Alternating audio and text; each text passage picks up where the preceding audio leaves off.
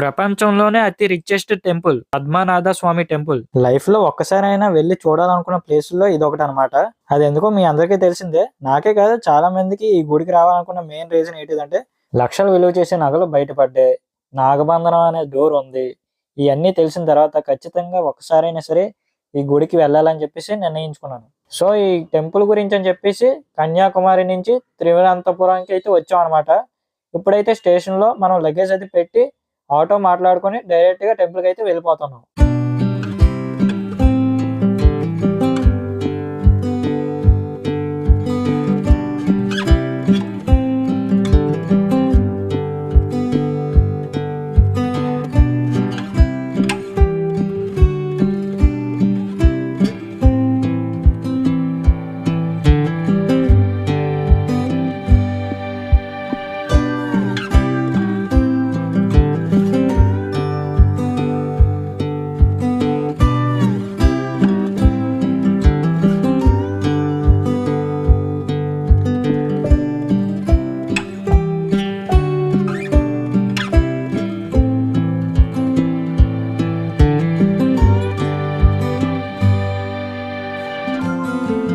Final గా మన dream temple కి అయితే వచ్చాం.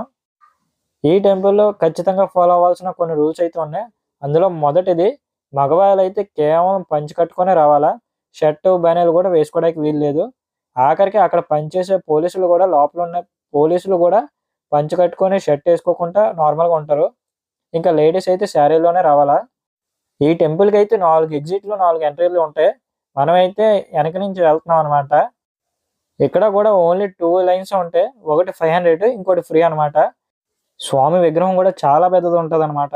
దర్శనం చేసుకున్న తర్వాత మెయిన్ ఎంట్రన్స్ దగ్గరికి అయితే మనం వెళ్తున్నాం అనమాట. ఏదో సినిమాలో మిస్టీరియస్ టెంపుల్ అన్నట్టు చూపిస్తారు, కానీ రియల్ లైఫ్ లో అయితే పద్మనాభ స్వామి టెంపుల్ అయితే ఎంత ఫేమస్ మన అందరికీ తెలుసు. ఈ గుడిలో బయటపడిన ట్రెజర్ గురించి, నాగబంధనం గురించి తెలిసిన తర్వాత ఒక్కసారిగా ఈ గుడి ఎంతో ఫేమస్ అయిపోయింది. ఇప్పటికీ కూడా ఎన్నో కోర్టులు, కేసులు, వాయిదాల తర్వాత ఆ రాజ కుటుంబీకులే ఇప్పటికీ ఈ గుడిని అయితే దాసుల కింద కంటిన్యూ చేస్తున్నారు. ఆ మెట్ల కింద ఉన్న డోర్స్ అన్ని ఓపెన్ చేస్తే ఎన్నో లక్షల కోట్లు విలువ చేసి నగలు అయితే దొరికాయి. ఇంకా చివరికి ఒక్క డోర్ ఉంది, అదే ఆ నాగబంధనాలు ఉన్న డోర్ ఓపెన్ చేయడానికి అయితే గవర్నమెంట్ యాక్సెప్ట్ చేయలేదు. కాబట్టి అది ఇంకా ఎప్పటికీ మిస్టరీగా ఉండిపోద్దో లేదో చూడాలి.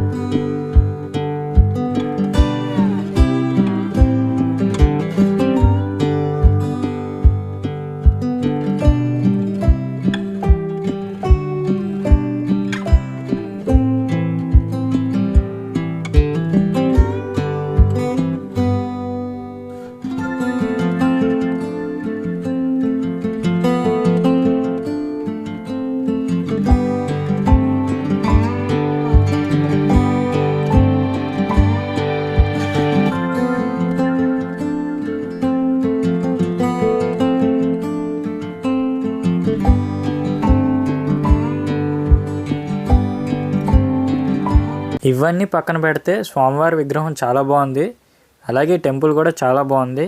వీలైతే మీరు కూడా మీ ఫ్రెండ్స్ అండ్ ఫ్యామిలీ మెంబర్స్తో వెళ్ళండి. అలాగే వీడియో నచ్చితే లైక్ చేసి ఛానల్ని సబ్స్క్రైబ్ చేసుకోండి.